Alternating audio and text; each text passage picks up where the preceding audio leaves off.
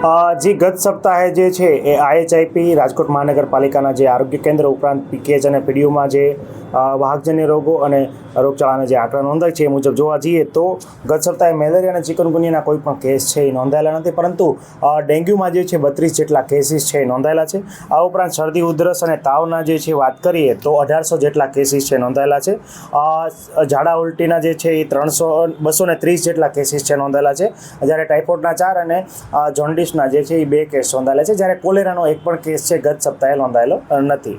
જે ખાસ કરીને વાત કરીએ ચોમાસા પછીના દિવસોમાં ડેન્ગ્યુના કેસીસમાં રાજકોટમાં ખાતે ઉછાળો જે નોંધાતો હોય છે. ખાસ કરીને અત્યારે પણ વરસાદી ઋતુનો માહોલ છે એ જામેલો છે.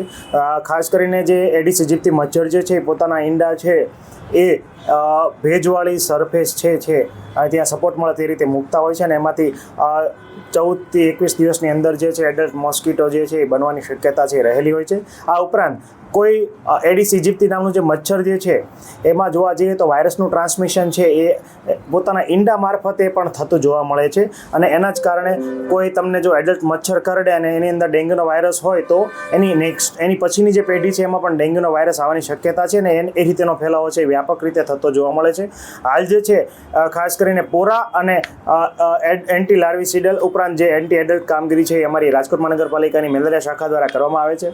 હાલ એક્ટિવ અને પેસિવ સર્વેલન્સની કામગીરી છે એ ચાલુ છે. આ ઉપરાંત ઘરે ઘરે તમામ કેસો છે જ્યાં શંકાસ્પદ NS1 હોય, અલાઇઝા છે કે કન્ફર્મ કેસીસ છે, તમામ કેસો જે છે ત્યાં ફોગિંગની કામગીરી છે આજુબાજુના 50 મીટરના એરિયામાં જે છે એ કરવામાં આવી રહી છે. આ ઉપરાંત જોવા જઈએ તો 7,500 જેટલા ઘરોમાં ગત સપ્તાહે ફોગિંગની કામગીરી કરવામાં આવી છે.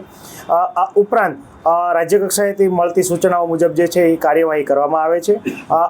દંડની કાર્યવાહી પણ જે છે એ દંડ અને આસામીને નોટિસ આપવાની કાર્યવાહી પણ છે એ રાજકોટ મહાનગરપાલિકાની મેલેરિયા શાખા દ્વારા કરવામાં આવે છે.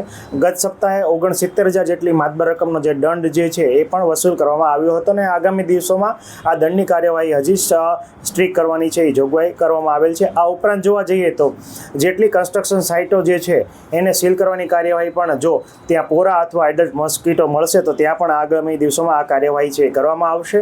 આ ઉપરાંત જે સ્વચ્છતા હી સેવા જે છે પખવાડા અંતર્ગત ખાસ કરીને જ્યાં આર્ટિફિશિયલ પાણીનો ભરાવો થાય છે ત્યાં ઓઇલ બોલ નાખવાની કામગીરી, અગાસીઓ જે છે જે બંધ મકાનની અગાસીઓ છે ત્યાં પણ જો પાણીનો ભરાવ હોય તો ત્યાં ઓઇલ બોલ નાખવાની કામગીરી છે અમારા મેલેરિયા વર્કર દ્વારા હાલ જે છે કરવામાં આવી રહી છે. ખાસ કરીને મોટા પાણીના જે ચોખ્ખા પાણીના ભરાવ સ્થાનો છે તેમાં પણ ઓઇલ જે છે એની સરફેસ એટલે કે MLO ઉપરાંત BLOની કામગીરી જે છે એ પણ છંટકાવની કામગીરી છે અમારી મેલેરિયાની ટીમ દ્વારા કરવામાં આવી રહી છે.